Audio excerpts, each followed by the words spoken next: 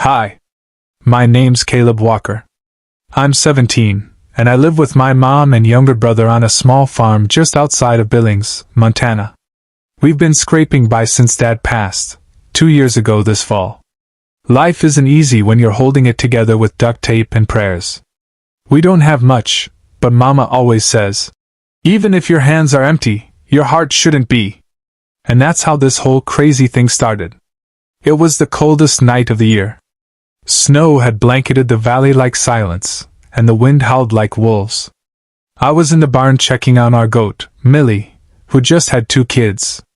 That's when I heard a noise soft, like someone crying. At first, I thought it was the wind. But then I saw her.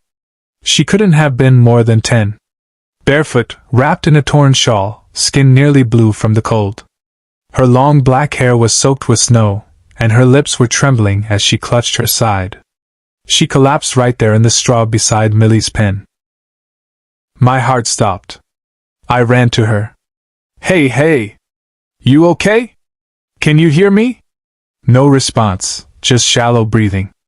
Without thinking, I pulled off my coat and wrapped her up. But it wasn't enough. So I took off my blanket, the old wool one Grandma made before she passed, and tucked it around her.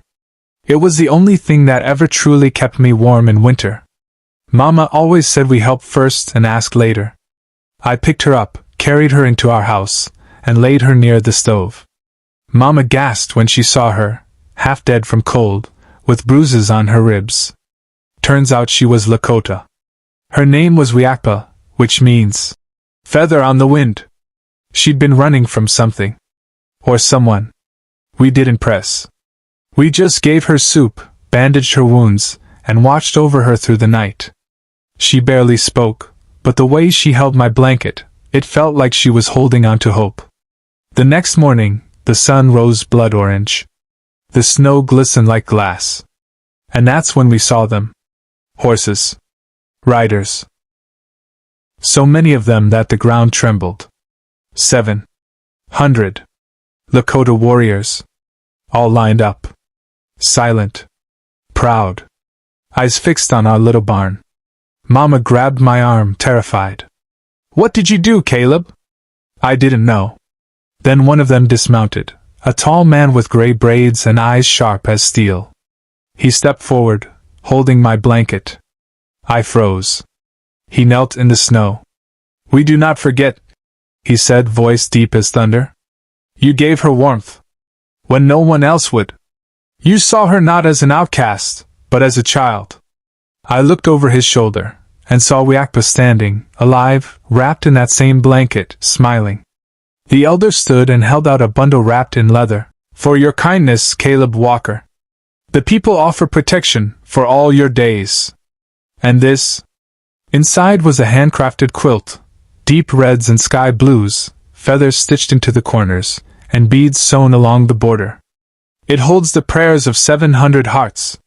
Then, just like that, they rode off. Silent as snow. That story made the papers. People came by asking questions, calling me a hero. But I wasn't. I just gave a cold little girl my blanket. Wiakpa still visits sometimes. She calls me Thesina Hoxala, blanket boy. And I keep that quilt above my bed. On nights when the wind howls and I feel like life's too heavy, I touch the beadwork and remember, one kind act can echo louder than 1,000 words. You never know who you're saving with your kindness. Sometimes, it's not just a person, it's a people. A memory. A legacy. And in a world that feels colder by the day, maybe all it takes is sharing your blanket. And